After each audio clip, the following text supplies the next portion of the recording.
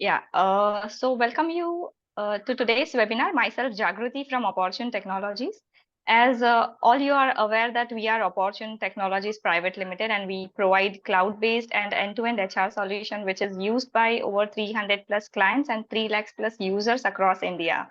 And today, Opportune, in association with Nasch, has organized this webinar for our esteemed clients, wherein our speaker is going to explain you about what is employee pearls and their benefits. So would like to introduce Mr. Akshay Dipali here. He is a founder of Nasch and experts in employee pearls management. So today Akshay is going to help us to understand what makes a great employee pearl system and how it instill within our organization. So would like to request our today's speaker, Mr. Akshay, to take it forward. Thank you. Yes, Hi Akshay. everyone. Yes, thank you, Jagruti, for the introduction. Hello, everyone. Good evening. I'm Akshay. With my product, we help organizations set up these employee engagement systems, as Jagruti said.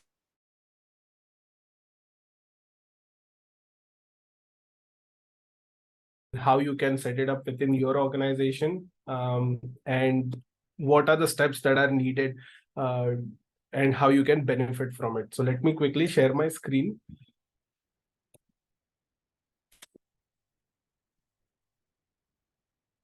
Okay, I hope everyone is able to see my screen. Yes, Akshay, it is visible. Perfect. So what is Employee Pulse? That is the biggest question that I'm going to answer here today. And how is it different from what you are doing already in the organization, right? So Employee Pulse is basically a heartbeat of your organization. What it does is it basically continuously engages your employees, helps you understand their feedback in more real time. And because you can understand their feedback in real time, you can create a trend over time to see if your organization is heading in the right direction or not. The strength of Employee Pulse and why it is successful widely is because of the time that it takes from the employees, right? It's very short. It takes only a few seconds to respond, for employees to respond. And the frequency is high, hence you can analyze the data over real time. And this is the comparison. Now, traditional surveys is something that most of the organizations do, versus that, what are the benefits if you do pulse feedback?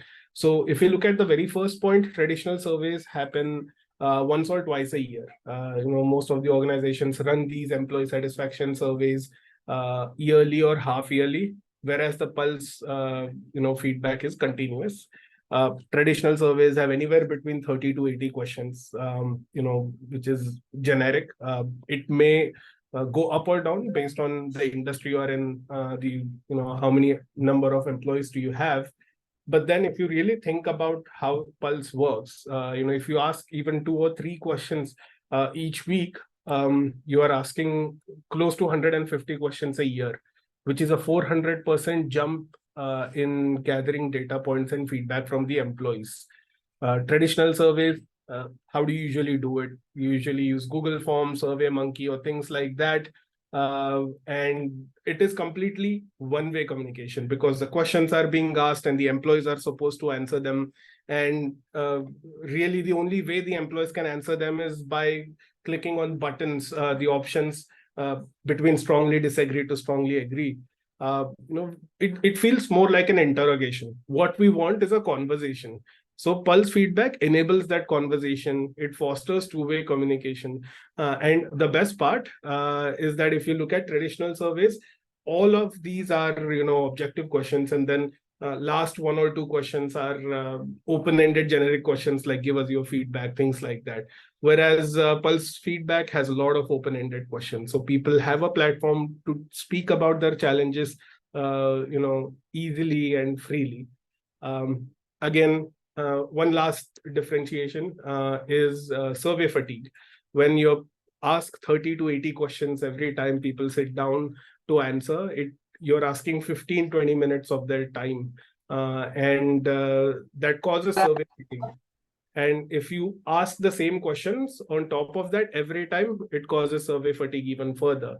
Whereas pulse feedback is faster, it's quicker, and the questions change every time you ask them.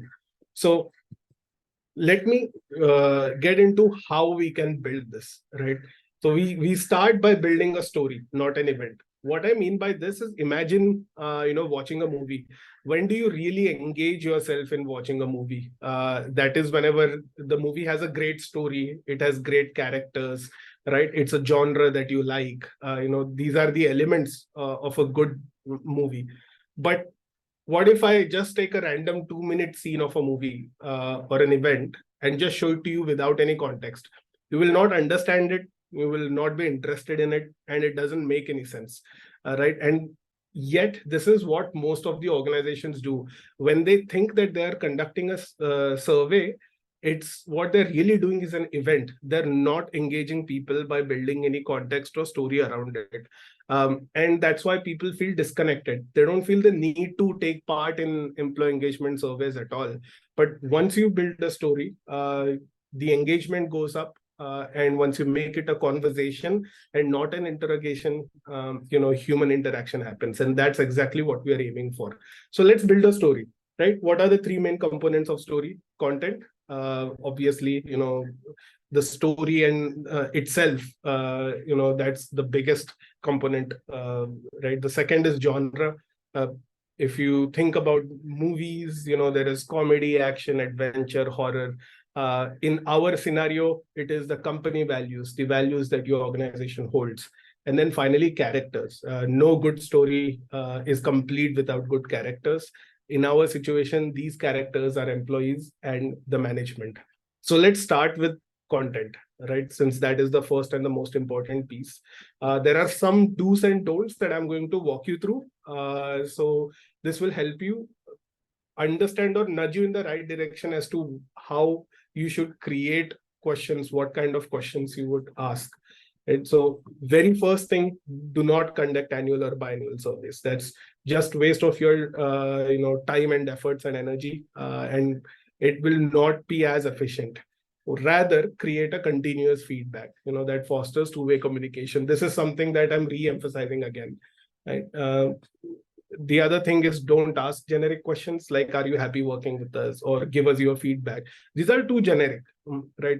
If somebody says, no, I'm not happy working with you, then we need to dig deeper as to, okay, why are you not happy working with us? What happened? Okay, since how long are you facing this? All these layers are completely missed out when you ask generic questions. So the questions should be more specific. They should be measurable. And most importantly, it should allow you to take some actions when people start responding. And it simply doesn't happen when you ask generic questions. Then don't Google the questions. That's another thing. The reason again is they're all generic templates. Whenever you Google the questions, all the questions are so generic that those questions are not designed keeping your company in mind. Your organization, only you know what's going on within your organization. The questions need to be aligned with your mission statement, with your organizational goals, with your organizational visions, right? So creating this is very important. And most importantly, don't repeat the same questions. Let's say you're conducting such surveys 2 times a year. Do not have a template of like 50 questions and ask the same question every time, because what happens is, not only does it cause survey fatigue, but if people start to see that it's the same questions that's being asked again and again, they lose interest and they start lying, because they are going through a lot, 20 minutes, the same question. I know, so they'll just take all the neutral answers and be done with it, because they need to carry on with their work, or they need to go home, and you're not really engaging them. So I gave you a few do's and don'ts. So we have a good start to our story here, right? Now, let's get to the second piece, the genre. In this case, core values. Now, there is one rule. It feels a little bit of me repeating myself again, but this rule is very important here, that do not ask random and vague questions. When I say random, don't ask questions that have no context. So what? Promise किया था मैंने. Sorry. Anchal, okay. Yeah. All right. So guys, if you have any questions, please drop them in the chat. As I'll pick up the questions at the end of this. So yeah, don't ask random questions. So what should we do? The very first thing you should do is map out your core values. In your organization, I'm pretty sure you have some set core values that is unique to you. These are some of the core values that I've gathered here from the clients that we work with. And of course, you can give them equal weightage. You can prioritize them. But yeah, map out these core values, which is the very first step. Once you have mapped them out, you have to basketize them, right? Every core value is a basket. Now, the next thing that you have to do is, okay, for example, let's say innovation is one of the core values of your organization. Come up with 10 to 20 questions that speaks about innovation. Same with happiness. Come up with 10 to 20 questions that fosters two-way communication about happiness. Remember, don't be generic. Again, when with respect to happiness, don't ask, are you happy? Ask rather what makes you happy, because then you learn from that. Or ask, why are you, if you're not happy, then why are you not happy is a good follow-up question to ask. Then once you have these, now we have to create some context around it, right? For example, let's take integrity as one of the core values that you have.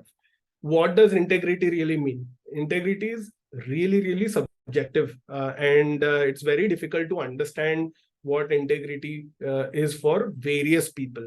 If integrity is one of your core values, and again, this is just an example, you need to understand what it means to you, what it means to your salesperson, your tech people. If you have blue collared workforce, what it means to them. So this is the context that we are going to add to the questions. Once you understand that, okay, for my organization, it's important for salespeople to really align themselves with integrity as the core value, because they are the ones who represent my organization towards the clients. Same with account managers or customer success managers, right? So, and then once you give that wrapper of integrity, you now have good questions. Of all those 15-20 questions you created, you give context to them. Now you have questions that are measurable, actionable, and something that will give you insights, right?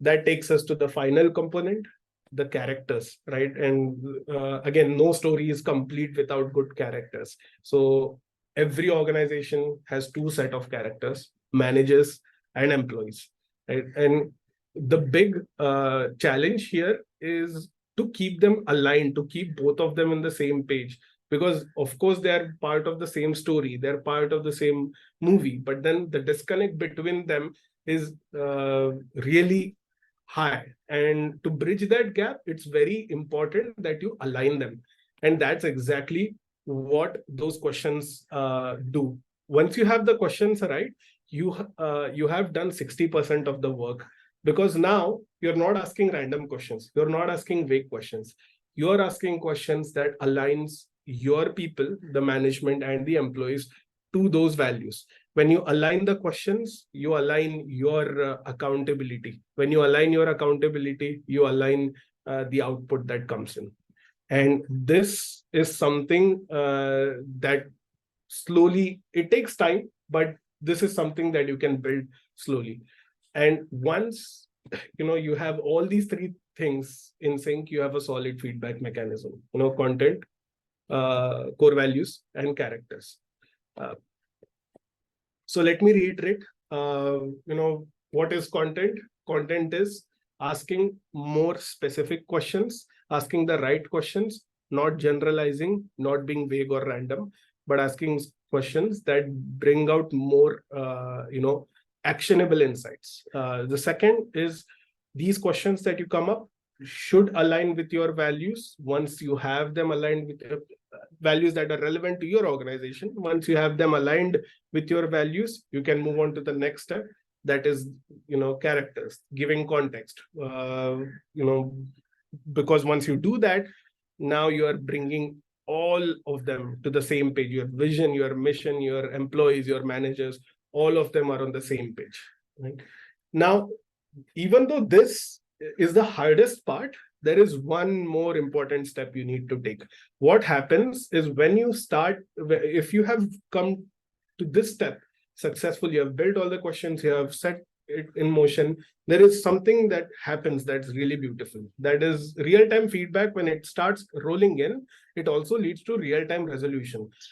Ideally, if you conduct an annual survey, the only time you can resolve anything or take action on it is annually. But if it is real time, you will take real time resolution, which in the end results in reduced attrition, higher engaged people, more productive people, right? And it just becomes easier to solve employee related challenges when the feedback is real time.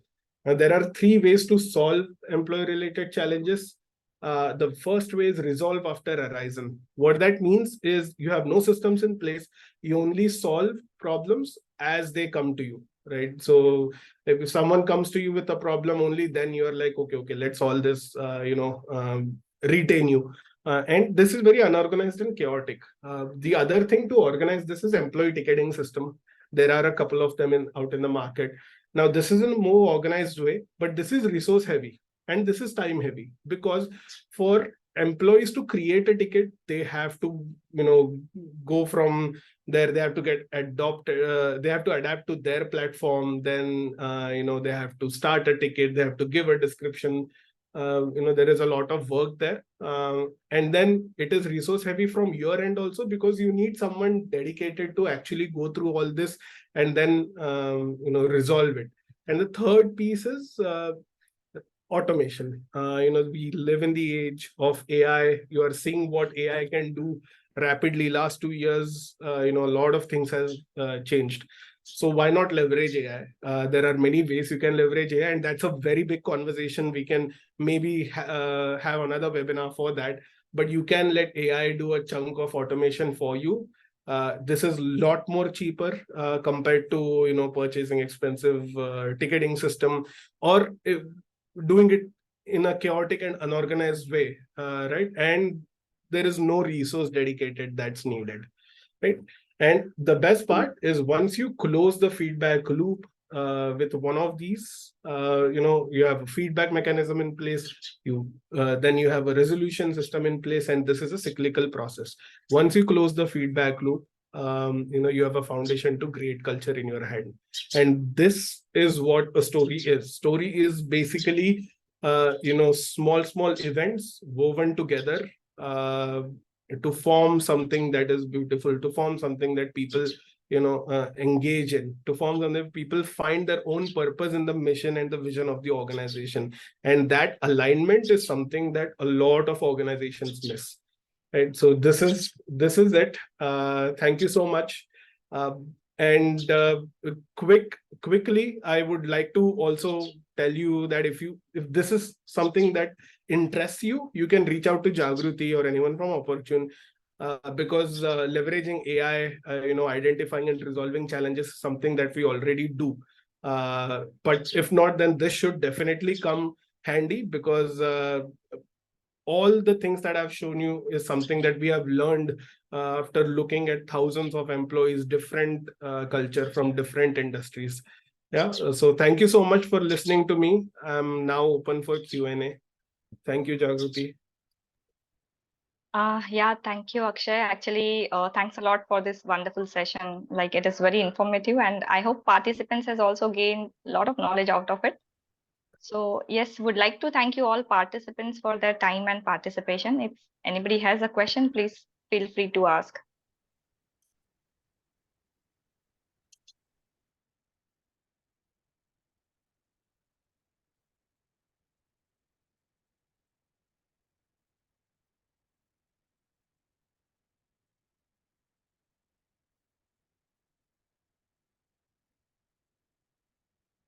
I think there is no question, Okay. Akshay, till now. Yeah, no problem. If I can get anything, I'll get back to you on this. Absolutely. Thank you so much, everyone. It was a pleasure. Have a good weekend, guys. Thank you. Bye. Bye-bye.